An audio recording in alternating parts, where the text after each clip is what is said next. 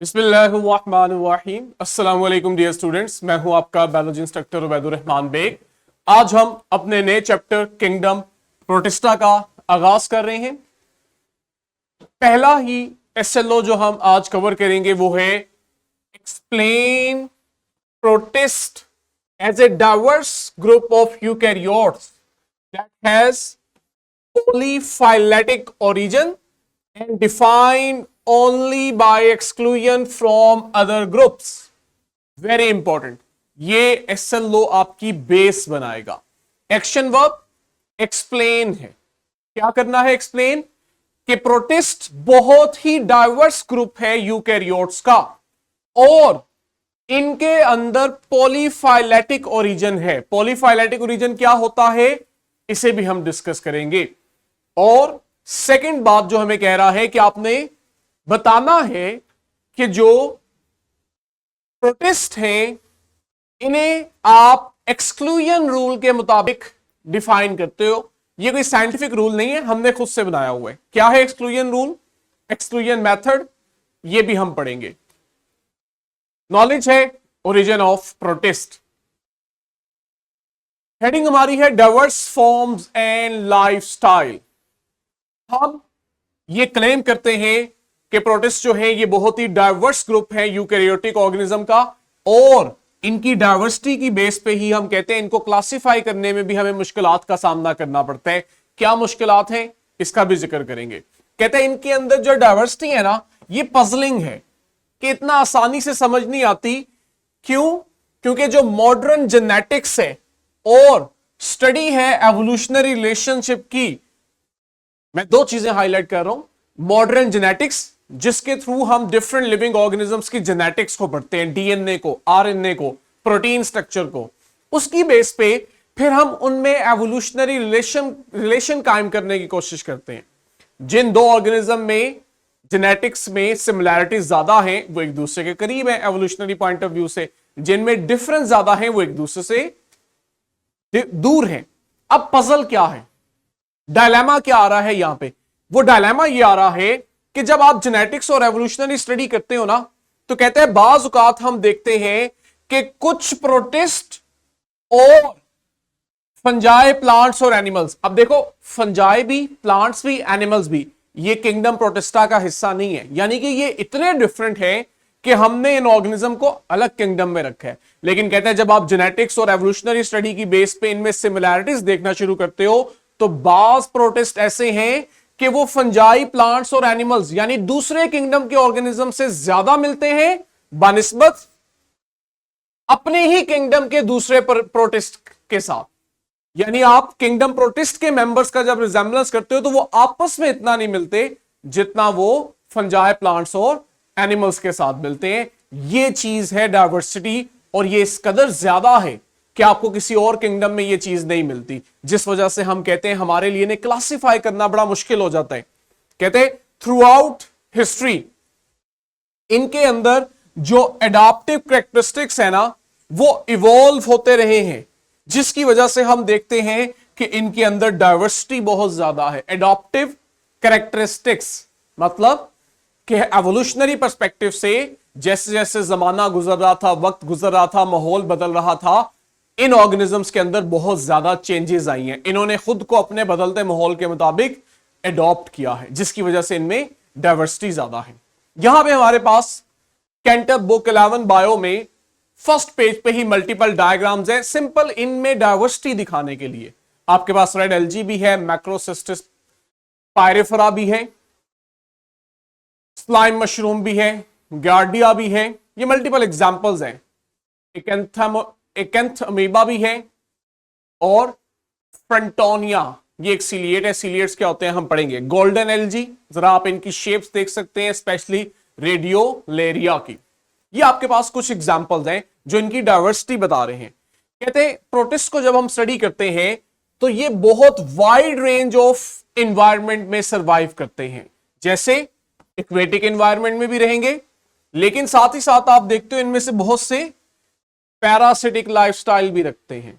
अब जरा आप गौर करो, हमने ग्रेड 9 में ये चीजें पढ़ी हुई हैं कि जब हम ऑर्गेनिजम्स को क्लासिफाई करते हैं, और अभी पीछे भी हम पढ़ के आए हैं, वायरसेस के चैप्टर में कि आप जब ऑर्गेनिजम्स को क्लासिफाई कर रहे होते हैं तो पूरे किंगडम के जो ऑर्गेनिजम्स है ना, आप इनमें कुछ कैरेक्टरिस्टिक्स डिस्क्राइब करते हैं। जैसे एनिमल्स को हम कहते हैं ये हेट्रोट्रोफ हैं, इनमें इंजेक्शन होती है, फूड इंजेस्ट करते हैं, अपना फूड खुद नहीं बना पाते, इनमें लोकोमोशन होती है। ठीक, डाइवर्सिटी के बावजूद कुछ कॉमन सिमिलैरिटीज भी हैं। यहां जब आप देखते हो तो आपके पास वो आपको दिखा रहा है कि एक जगह वो इक्वेटिक है और दूसरी ही जगह आप देखते हो कि वो पैरासिटिक लाइफस्टाइल में चले जाते हैं कि अपना फूड खुद कंज्यूम भी नहीं कर पाते, इन्हें अपने होस्ट से बना बनाया फूड चाहिए होता है।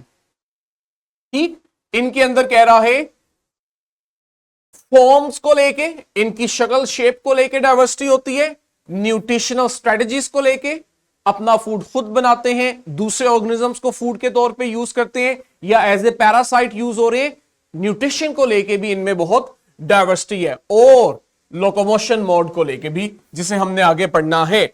और साथ ही साथ आप देखते हो कि यूनिसेलुलर से लेकर मल्टी सेलुलर तक हो सकते हैं। इनके अंदर जब मल्टी सेलुलर स्ट्रक्चर्स जो होते हैं, कहता है they are without specialised tissue.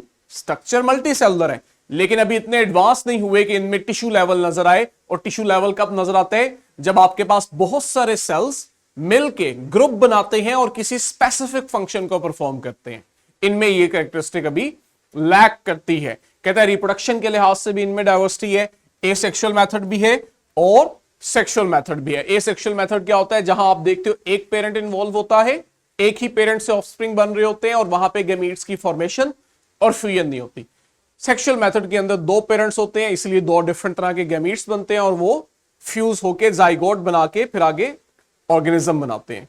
कहते हैं ये जो डाइवर्सिटी है और इनमें जो क्लासिफिकेशन है, इसी वजह से हम कहते हैं कि प्रोटिस्ट बहुत ही यूनिक और इंटरेस्टिंग ग्रुप है बायोलॉजी के अंदर। अच्छा, अब हमने प्रूफ करना है इनका पॉलीफाइलेटिक ओरिजिन। अब अगर आपको याद हो, पीछे हमने एक टर्मिनोलॉजी पढ़ी थी फाइलोजेनेटिक्स, जिसमें हम क्या करते हैं, लिविंग ऑर्गेनिजम्स के दरमियान उनके एवोल्यूशनरी हिस्ट्री को डेवलप करते हैं। जब आप एवोल्यूशनरी हिस्ट्री डेवलप कर रहे होते हो ना, तो आप जेनेटिक स्टडी करते हो, उनका एंसेस्टर देखते हो कि कौन कॉमन एंसेस्टर हो सकता है। जनरली हम क्या करते हैं कि हमारे पास कोई एक कॉमन एंसेस्टर होता है लिविंग ऑर्गेनिजम्स का, जब हम उनके अंदर सिमिलैरिटीज को स्टडी कर रहे होते हैं। पॉलीफाइलेटिक क्या है कि आपके पास जो किंगडम प्रोटिस्टा के मेंबर्स हैं ना, इनमें कोई कॉमन एंसेस्टर नहीं है। ये बजाते खुद तो तमाम यूकैरियोट्स के एंसेस्टर हैं, लेकिन जब आप इनकी एवोल्यूशन की बात करते हो तो हमें यह कहना पड़ता है कि इनमें कोई कॉमन एंसेस्टर नहीं है, इसलिए they have more than one ancestor. तभी हम ये लफ्ज यूज करते हैं पॉलीफाइलेटिक। लास्ट पे यही बात कि इन ऑर्गेनिजम्स के अंदर मल्टीपल एंसेस्ट्रल फॉर्म्स है, इनमें सिंगल कॉमन एंसेस्टर एब्सेंट होता है। सेकंड जो हमारा एसएलओ हमें कह था कि हमने बताना था कि हम इन्हें डिफाइन करते हैं बाय एक्सक्लूजन। एक्सक्लूजन अब इंग्लिश का एक कॉमन वर्ड है जिसका मतलब होता है बाकी सबसे अलग करना, निकाल देना। ठीक, अब यहां पे हम अगर अप्लाई करें तो कहता है कि प्रोटिस्ट जो है ये यूकैरियोटिक किंगडम में से ही एक नुमाया किंगडम है। क्या खासियत है? कहते हैं they lack a specific set of defining traits. वही जो मैंने आपको शुरू में बात की कि किंगडम लेवल पे भी आप देखते हो मल्टीपल ऑर्गेनिजम्स एक किंगडम में है, लेकिन कुछ ना कुछ उनमें स्पेसिफिक कैरेक्टरिस्टिक्स हैं जिनकी बेस पे आप उन्हें डिफाइन करते हो, जो उन सब में सिमिलर होते हैं।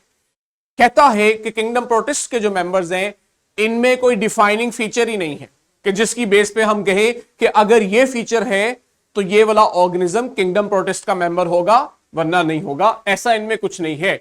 इसका मतलब ये है they can not be defined by shared characteristic. जब कोई डिफाइनिंग फीचर ही नहीं है तो हम शेयर्ड कैरेक्टरिस्टिक की बेस पे इन्हें डिफाइन भी नहीं कर सकते। हां, they are categorised together due to their divergence from other eukaryotic kingdoms. इस पॉइंट पे आपने फोकस करना है। हम इन्हें फिर किस बेस पे डिफाइन करते हैं? अगर कोई कॉमन शेयर्ड फीचर नहीं है तो फिर क्या है जिसकी बेस पे हम इन्हें कह रहे हैं ये बाकी किंगडम के मेंबर नहीं है? तो इसका आसान हल ये है, कोई भी एक ऑर्गेनिज्म है अगर तो वो प्लांटी, एनिमेलिया और फंजाई में से किसी किंगडम का हिस्सा नहीं है, उनसे नहीं मिलता, आप सिंपली कहते हो ये किंगडम प्रोटिस्टा का मेंबर है। ठीक है, तो इन्हें हम डिफाइन कर रहे हैं for their divergence from other eukaryotic kingdoms. ये जो फीचर है कि जो किसी भी यूकैरियोटिक किंगडम में नहीं आ रहा, उसे उठा के हमने किंगडम प्रोटिस्टा में डाल दिया, इसी को बच्चों हम कहते हैं डेफिनेशन बाय एक्सक्लूजन। यही बात वहां लिखी है कि they can be defined only by there exclusion from other groups, यानी ये किसी ग्रुप का हिस्सा नहीं है, इसलिए ये किंगडम प्रोटिस्टा के मेंबर्स हैं। और आपके पास सिर्फ इसी बेस पे ही पूरा हमारे पास एक किंगडम बन जाता है। और हम देखते हैं इसीलिए इनमें डाइवर्सिटी बहुत ज्यादा है, क्योंकि इनमें कोई कॉमन फीचर ही नहीं है जिसकी बेस पे हम इन्हें डिफाइन करें। हां, लेकिन हम देखते हैं कि इनमें एक्सक्लूजन की बेस पे चूंकि हम इन्हें मिला रहे हैं, तो इनमें डाइवर्सिटी बहुत ज्यादा है। स्ट्रक्चर में डाइवर्सिटी है, इनके अंदर जो केमिकल रिएक्शन, मेटाबॉलिक प्रोसेस हो रहे हैं, इनकी अगर आप लाइफ साइकिल पढ़ोगे, मेथड ऑफ रिप्रोडक्शन देखोगे, तो आपको इन सब में बहुत ज्यादा डाइवर्सिटी मिलेगी। दो एग्जाम्पल हम लेते हैं, एल्गी और प्रोटोजोआ। ये दोनों जो है, ये प्रोटिस्ट में हम दो डिफरेंट ग्रुप्स के अंदर कैरेक्टराइज करते हैं, डिफाइन करते हैं, क्योंकि इनके डिफरेंट ग्रुप्स होते हैं। जैसे अब दोनों ही प्रोटिस्ट हैं, एल्गी भी और प्रोटोजोआ भी। एल्गी क्या है? कहते हैं एल्गी असल में आपके पास फोटोऑटोट्रोफ्स हैं, यानी इनमें फोटोसिंथेसिस होती है और ये अपना फूड खुद बनाते हैं। और अगर आप गौर करो, अपनी इस खसूसियत की बिना पे ये प्लांट से ज्यादा नहीं मिलते। शुरू में हमने बात की थी कि जब हम जेनेटिक्स की बेस पे, एवोल्यूशनरी रिलेशनशिप की बेस पे प्रोटिस्ट का मवाजना करते हैं, कंपैरिजन करते हैं, तो ये आपस में मिलने की बजाय दूसरे किंगडम के ऑर्गेनिज्म से ज्यादा मिलते हैं। यही बात यहां हो रही है। लेकिन ये प्लांट क्यों नहीं है? क्योंकि दे लैक स्पेशलाइज्ड टिश्यूज जो प्लांट्स में होते हैं। प्लांट्स के अंदर इतनी कंप्लेक्सिटी है कि वहां सेल से ऊपर टिश्यू लेवल और टिश्यू से ऊपर हमने पढ़ा था ऑर्गन लेवल भी है, जबकि इनमें तो टिश्यू लेवल ही नहीं होता। दूसरी तरफ है प्रोटोजोआ। प्रोटोजोआ को जब हम देखते हैं तो ये हेटेरोट्रोफ्स हैं, यानी कि अपना फूड खुद नहीं बना पाते और इनमें मूव करने की एबिलिटी होती है। और ये क्या करते हैं? अपना फूड इंजेस्ट करते हैं, यानी कि बाहर से फूड लेते हैं, दूसरे ऑर्गेनिजम्स को ऐसे फूड यूज करते हैं। लेकिन क्या हम नोटिस करें तो ये सिमिलैरिटी तो एनिमल्स के साथ इनकी मिलती है। एनिमल्स जो हैं वो भी अपना फूड खुद नहीं बनाते, हेटेरोट्रोफ्स होते हैं, मूव करते हैं, बाहर से फूड को इंजेस्ट करते हैं। तो ये एनिमल्स क्यों नहीं है? क्योंकि आप देखते हो जो प्रोटोजोआ है ये जनरली मोस्ट ऑफ देम जो है यूनिसेलुलर होते हैं, ठीक है, और साथ ही इनमें कंप्लेक्स स्ट्रक्चर नहीं होते, जबकि एनिमल्स के अंदर हम देखते हैं उनमें बहुत कंप्लेक्सिटी मौजूद होती है। कहते हैं ये जो डाइवर्सिटी है यही इनकी फीचर है, जिस वजह से हम कहते हैं कि इनमें जब आप क्लासिफाई कर रहे होते हो तो उसमें डाइवर्सिटी बहुत ज्यादा होती है और इन्हें हम क्लासिफाई करते हैं बाय एक्सक्लूजन। क्योंकि अगर ये दूसरे किंगडम्स के मेंबर्स के साथ कुछ सिमिलैरिटीज रख रहे हैं तो बहुत सारे फीचर्स इनके ऐसे हैं जो इन्हें दूसरे किंगडम के मेंबर से अलग भी करते हैं। तो प्रोटिस्ट जो है ये वेरिएड ग्रुप है यूकैरियोटिक ऑर्गेनिजम्स का, और इनका जो प्राइमरी यूनिफाइंग फीचर से मतलब है तमाम प्रोटिस्ट का जो कॉमन फीचर है वो सिंपल ये है कि ये किसी और किंगडम से बिलोंग नहीं करते, यानी आसान अल्फाज में बेचारे लवारस हैं, किसी भी किंगडम से नहीं मिल रहे। यही इन सब में कॉमन है, इसलिए आपने इन सबको मिला के इकट्ठा कर दिया है। ठीक है, हमारा एसएलओ कंप्लीट हुआ। मैं एक दफा फिर पढ़ देता हूं। हमने एक्सप्लेन किया है प्रोटिस्ट को डाइवर्स ग्रुप ऑफ यूकैरियोट्स के तौर पे कि इनमें डाइवर्सिटी बहुत ज्यादा है, और एसएलओ हमें साथ आगे बता भी रहा है डाइवर्सिटी किस बेस पे है, क्योंकि दे हैव पॉलीफाइलेटिक ओरिजिन, इनके एंसेस्टर कॉमन नहीं है, they have more than one ancestor. और दूसरा, जब आप इन्हें एक किंगडम में इकट्ठा करते हो तो किस बुनियाद पे करते हो? On the basis of exclusion from other groups. I hope आपके लिए यह एसएलओ समझना आसान होगा, बेसिक है। एटलीस्ट आपके लिए यहां से एक आधा शॉर्ट क्वेश्चन बन सकता है एक्सक्लूजन के ऊपर, पॉलीफाइलेटिक ओरिजिन के ऊपर। आपके पास इसकी वर्कशीट क्वेश्चन बैंक है, उसे अटेम्प्ट करें और अपने एसएलओ एग्जाम की तैयारी करें। नेक्स्ट वीडियो में आगे से स्टार्ट करेंगे, तब तक के लिए बच्चों अल्लाह हाफिज।